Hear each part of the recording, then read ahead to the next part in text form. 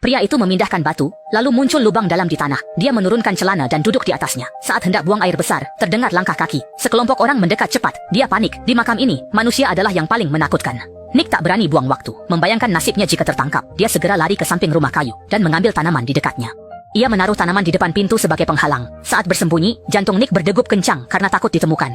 Di tahun ke-10 pasca kiamat ini, semua sumber makanan sudah habis tak tersisa. Dan yang tersisa hanyalah manusia itu sendiri. Nick lemas melihat kelompok brutal itu. Sang ayah menyadari bahayanya saat melihat orang-orang bersenjata mendekati rumah kayu mereka. Tak ada waktu lagi, mereka harus segera pergi. Wanita di ranjang pun bersiap-siap untuk segera melarikan diri. Nick yang terpaku baru tersadar setelah dilempar ransel. Lalu ia mulai membantu ayahnya mengemasi barang-barang. Segera setelah itu pria berjanggut menendang jalur pelarian rahasia, dan mereka keluar. Namun, bahaya masih mengintai. Jika terdengar, mereka akan menjadi santapan. Mereka bergerak hati-hati meski lambat. Membawa wanita lemah membuat mereka mudah ketahuan. Saat pintu didobrak, ini menjadi krisis terbesar mereka. Namun, wanita itu kehabisan tenaga. Sang ayah pun menyuruh anak menantunya bersembunyi di lubang kotoran. Sementara ia menghadapi musuh sendirian. Ia sempat melawan, tapi akhirnya ia tidak berdaya melawan banyak musuh. Ayah tewas digorok lawan. Saksi kejadian, dua orang yang bersembunyi sangat murka, namun terpaksa diam agar tak ketahuan dan mati tragis. Untungnya, kelompok itu tak menemukan mereka di lubang kotoran. Saat merasa aman, pemimpin kelompok menemukan tas Nick berisi obat penting istrinya lalu mengambilnya. Nick putus asa. Tak lama, mereka membawa jasad sang ayah. Namun, sang pemimpin curiga pada jamban itu dan mencoba membukanya. Nick menahan tutupnya erat dari bawah. Penasaran ada makanan tersembunyi, sang pemimpin pun mengendus jamban itu dengan saksama. Bau menyengat kotoran berhasil membuatnya mundur, dan kedua orang yang ketakutan itu pun saling berpelukan di pojok, gemetar ketakutan. Baru setelah rombongan itu benar-benar pergi jauh, mereka berdua keluar dari lubang kotoran dengan hati-hati dan penuh kecemasan. Pondok kecil di hutan yang tadinya hangat itu kini telah hancur berantakan oleh ulah mereka, dan semua persediaan telah dijarah habis. Setelah mengalami kejadian ini, infeksi pada tubuh sang istri semakin parah, dan kini hanya obat-obatan yang bisa menyelamatkannya. Namun, semua pil penyelamat itu telah dirampas oleh mereka. Melihat istrinya yang menderita tak tertahankan, Nick menahan kesedihan yang mendalam dan mengambil bantal, berniat mengakhiri hidup istrinya yang dianggap sebagai beban. Namun setelah bimbang, Nick tak tega membunuh, tak ingin kehilangan orang tercinta lagi. Kematian ayahnya membuatnya berani bertanggung jawab sebagai suami. Ia bertekad merebut obat untuk istrinya. Setelah menyisakan air terakhir dan menutupi pondok dengan ranting, ia pergi mencari kelompok itu. Ia mengikuti jejak darah ayahnya di alam liar. Saat itu, suhu minus 20 derajat, dan Nick yang berpakaian tipis menggigil kedinginan. Lapar dan dingin menjalar, ia pun ambruk dan kesadarannya memudar. Dalam kondisi itu, ia melihat seorang anak lewat. Tak mau kehilangan kesempatan, Nick membuntuti anak itu ke pabrik tua. Saat itulah, si anak sadar diikuti Nick. Ia lari masuk dan mengunci pintu. Saat Nick menyusul, anak itu sembunyi di pelukan kakeknya. Namun, saat terdesak, muncul kekuatan luar biasa. Nick menendang pintu hingga terjungkal, menatap kakek dan cucu yang ketakutan. Nick tak menyakiti mereka, ia hanya mengambil baju kakek itu. Namun Nick belum sadar, aksinya bakal bawa petaka bagi kakek dan cucunya. Memakai mantel kakek, Nick ikuti jejak darah ayahnya yang berakhir di api unggun, tempat ia temukan sisa tulang. Di dunia krisis ini, jelas kelompok itu telah memakan ayahnya. Sambil menangis, Nick menggali lubang dan mengubur sisa tulang ayahnya agar ia bisa beristirahat tenang.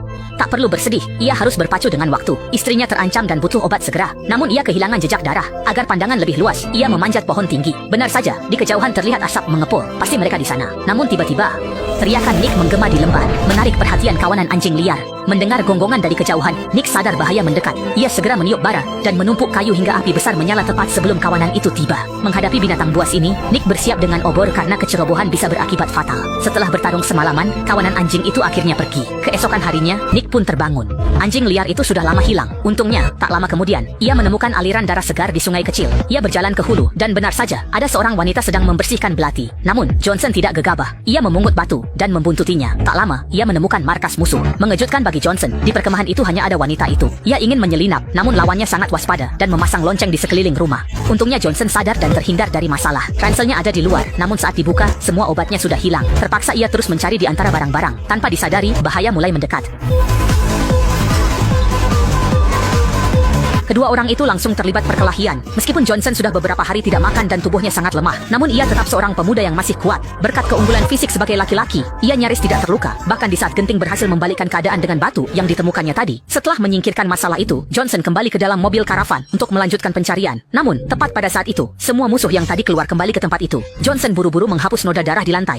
Usai beres-beres, Johnson menarik mayat wanita itu ke dekat teko, lalu menjejalkannya ke ransel agar tampak seolah dia belum balik. Namun, saat menyeretnya, kapak terjatuh. Karena musuh mendekat, Johnson segera menyeret mayat itu ke balik pohon. Ternyata, mangsa musuh adalah si anak laki-laki. Johnson tak berdaya, hanya bisa menonton mereka memasak. Tak lama, seorang musuh hendak kencing dan menemukan kapak yang tergeletak di tanah. Sadar ada yang aneh, kelompok itu langsung berpencar mencari. Johnson buru-buru menutupi mayatnya pakai daun, lalu menunggu musuh pergi sebelum diam-diam kembali. Ternyata masih ada penjaga terluka di camp, jadi Johnson tak berani gegabah. Saat penjaga itu masuk istirahat, Johnson muncul untuk menyelamatkan si anak. Namun, karena pernah melihat Johnson mengambil baju kakeknya, anak itu mengira ia akan disakiti. Bukannya kerjasama, anak itu malah berteriak hingga memancing orang di dalam keluar memeriksa. Untungnya, Johnson memotong tali dan membebaskan anak itu tepat sebelum pria tadi keluar. Johnson lalu menyelinap ke rumah dan menemukan peti kayu terkunci. Ia yakin Xiaoyan di dalam, namun gemboknya tak bisa dibuka meski ditendang keras. Sialnya, sang pemimpin kembali. Karena jalan tertutup, Nick bersembunyi di bawah van. Melawan langsung sama saja bunuh diri melawan sekelompok kanibal. Menyadari tawanan kabur, sang pemimpin marah dan memukul mati anak buahnya yang terluka. Di kelompok ini, orang tak berguna tak punya tempat. Nick ketakutan melihat kekejaman itu. Ngerinya, pemimpin tiba-tiba berhenti di depan pintu mobil. Saat membungkuk, ia melihat lumpur kuning di gembok peti. Hal ini membuatnya curiga. Nick pun ketakutan hingga tahan napas. Ia merasa, dengan kecerdasan sang pemimpin, ia bakal ketahuan.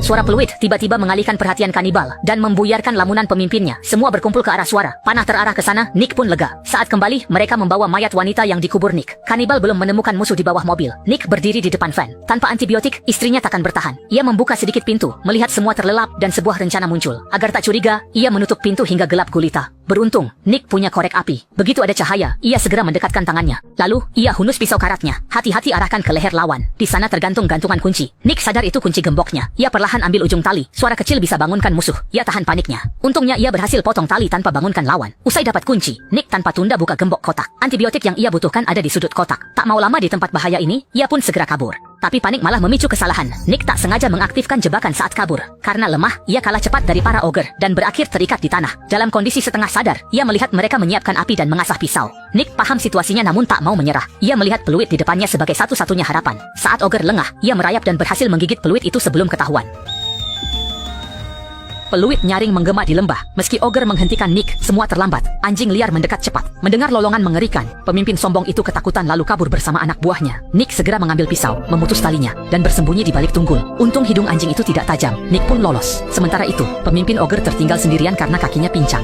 Melihat anjing liar mengejar, dia melukai rekan wanitanya sebagai umpan agar bisa kabur. Nick sadar kelompok itu kini terpencar. Saat tepat untuk menghabisi mereka satu persatu. Dia lalu mengecoh musuh dengan menyembunyikan baju di balik pohon. Saat musuh mendekat, Nick menyergap dari atas pohon dan membunuh satu orang, lalu memakai bajunya untuk menyamar. Namun, seorang pria curiga karena rekannya tiba-tiba hilang. Sadar ada yang aneh, pria itu mencabut senjata. Tapi Nick lebih cepat, ia menusuknya dari belakang. Kini anak buah pemimpin itu habis, dan ia pun sendirian tanpa menyadarinya. Dari jauh, Nick memanah paha sang pemimpin. Penuh amarah, Nick menarik busur terlalu keras hingga patah. Saat hendak berduel, lolongan anjing liar terdengar, memaksa mereka mundur. Nick lalu melintasi gunung dan menemukan villa terpencil, namun pemiliknya ternyata sudah jadi kerangka kering. Tak disangka, Nick menemukan hal mengejutkan. Di samping kerangka itu ada pistol. Nick masuk dan melihat rumah rapi yang belum dijarah. Di meja juga ada senjata mematikan. Kini ia memegang dua senjata untuk berjaga-jaga. Setelah mengecek, Nick menemukan banyak makanan kaleng di dapur lalu mengemasnya ke ransel. Namun, ia sadar ada orang masuk. Ternyata pemimpin yang kabur itu tiba di sini. Nick diam-diam mengambil senjata di lantai. Tapi saat hendak menembak, ia sadar pistolnya kosong. Nick pun terpaksa bertarung brutal melawan musuhnya. Namun, ia kalah kuat. Pemimpin itu mencekik Nick. Di saat genting, Nick menyerang luka kaki lawan. Saat lawan kesakitan, Nick lolos ambil pistol dan menembaknya. Kini ancaman hilang. Ia pun pulang. Tapi sampai di rumah, istrinya lenyap. Hanya ada jejak kaki anjing di lantai. Tampaknya hal buruk terjadi. Saat Nick berduka, seorang wanita mendekat dan film pun berakhir.